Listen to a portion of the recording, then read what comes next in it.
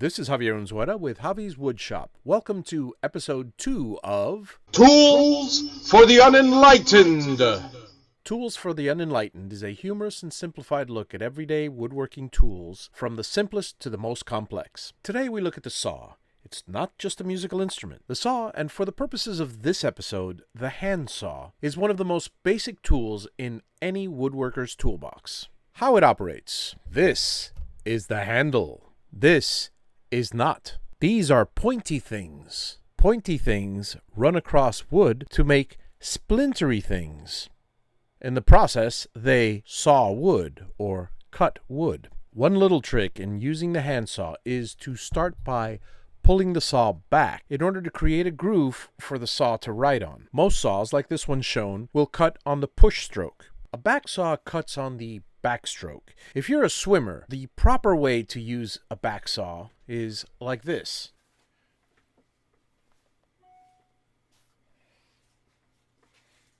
Remember to turn your head and breathe on every fourth stroke.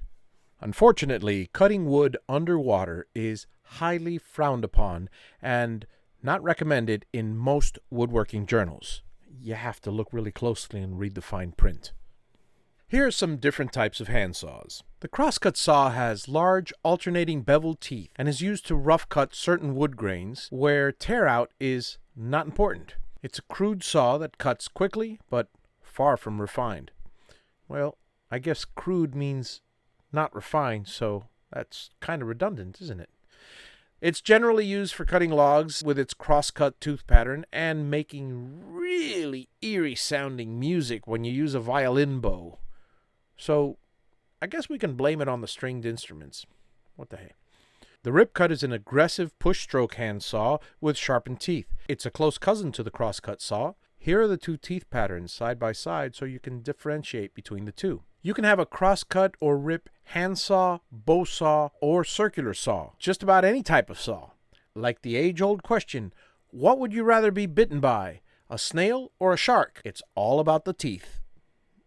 A keyhole or a compass saw is a saw with a long narrow blade for cutting small holes such as keyholes, hence the name. A master keyhole saw can open any wooden door on the planet. Any of them in the entire world. All you have to do is start sawing until you have a space big enough where you can fit through.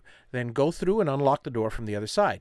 In the event that you've spent all this time cutting a hole in a door, and you find that it has an inner lock also keyed, you must stop and ask yourself, what the hell are these cops doing here? The panel saw is a short version of the regular saw, like the crosscut or rip saw. It's great for cutting small pieces of wood. It's a much more portable saw and often used by carpenters on small miter boxes, on job sites where power is inconvenient. Panel saws are very popular on game shows. You always hear them say, "And here's what the panel saw." Boom! Woodworking is everywhere.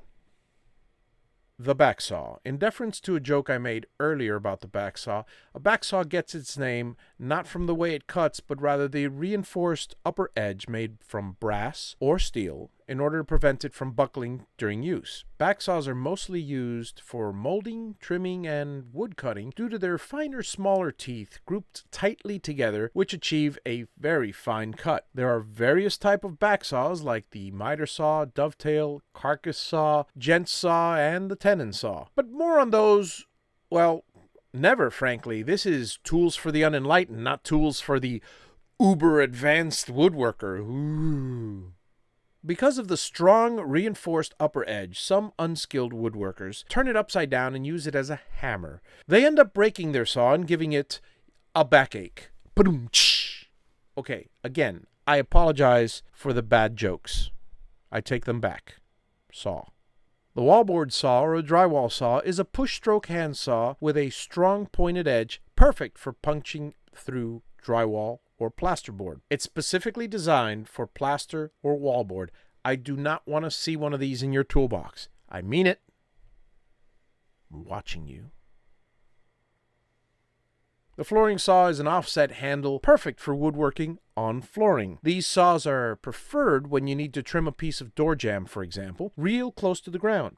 If you use a floor saw on trim work in the ceiling, well then your house will immediately flip upside down, causing the entire contents to be spilled out. The only time this is acceptable is if you just ordered a pizza and you need to find some loose change for a tip. The coping saw. Very popular among psychologist woodworkers, coping saws help you deal with certain problems, certain day-to-day trim work. They are perfect for cutting intricate patterns on wood. They look kind of like a hacksaw, but with a very thin blade that can make very intricate curves. The coping saw is in the pull stroke minority of handsaws, but that's something it's going to have to cope with. Hacksaws have fine disposable blades held in tension by front and back pins. They're useful in metal cutting such as thin tubing and drill rods. They can cut through cables, wire ropes, light angle irons, and channels. A hacksaw is a push-stroke handsaw. Most woodworkers throw away the actual hacksaw and build a fancy contraption using the blade as an edge cutter for sandpaper. They cut the sandpaper to various lengths with it. You know who you are, you hacksaw hackers. The bow saw is a push and pull handsaw with a round steel frame shaped like a bow. The pruning saw has a pistol-like grip with either a curved or a straight blade, and it's perfect for pruning and cutting green wood. A woodworker will always say, cutting green wood, because it sounds much better than murdering a tree. Finally, we arrive at the Japanese handsaws.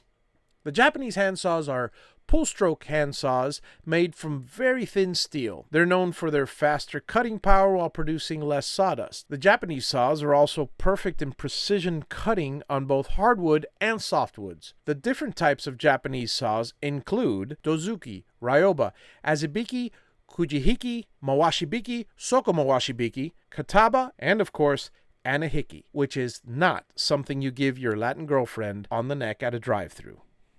Ryobi, not to be confused with Ryobi, means dual-sided. You guessed it, it has two sides. One side is a rip or cross-cutting blade, the other side is a fine-cutting blade. The Catawba is the single-edged version, a great general-purpose saw with a thicker blade, which reduces the need for a back. And speaking of having a back, the Dozuki, meaning tenon, is a Catawba style. I can go for a Catawba. Is a Catawba-style saw with a stiff back spline. It's basically the Japanese version of a back saw. Azebiki saws are fine-toothed crosscut saws. The saw is typically used for starting a cut in the center of a panel. The short blade allows easy access into tight spots as well. Kugihiki means to cut nails. Kujihiki, some people call it kujihiki, some people call it kugihiki. Not being Japanese, I could care less. Now, since it means to cut nails, keep in mind, dowels, wooden dowels, are Japanese nails. So, more on dowels, fastening, and joinery in a future episode. But this saw is basically a flush cut saw. The teeth do not extend out the sides of the saw. They have no set, in other words. So they'll make a nice, flush trim cut for trimming the end of a dowel. Mawashi Becky, meaning turning cut. It's the Japanese equivalent of a keyhole saw. Unfortunately, the master Mawashi Becky can only work on Japanese doors. Soko Mawashi Becky is a similar curve originally used for cutting the bottoms of wooden buckets. Frankly, I think it's just an excuse to give it a lot more syllables. And of course, Anahiki is basically a Japanese pruning or a log saw. I hope you've enjoyed this episode of Tools for the Unenlightened on the Saw. Personally, I use power tools and computerized routers for most of my work, but I find that having a couple of the Japanese handsaws is extremely handy. It depends on what you want to do, how far you go. You can do something as simple as having a crosscut saw and do everything out of 2x4s, or going all out intricate with a full set of Japanese saws and beyond. There are many ways to cut wood, and this episode has shown you just a few. This is Javier Unzueta with Javi's Woodshop.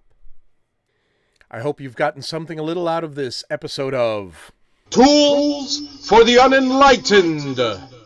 If you know a beginning woodworker or a crafter looking to increase their skill set, send them to my playlist on Tools for the Unenlightened to expand their knowledge of the woodworking tools. Please do me the favor of subscribing and ask your friends to as well, and have a wonderful day.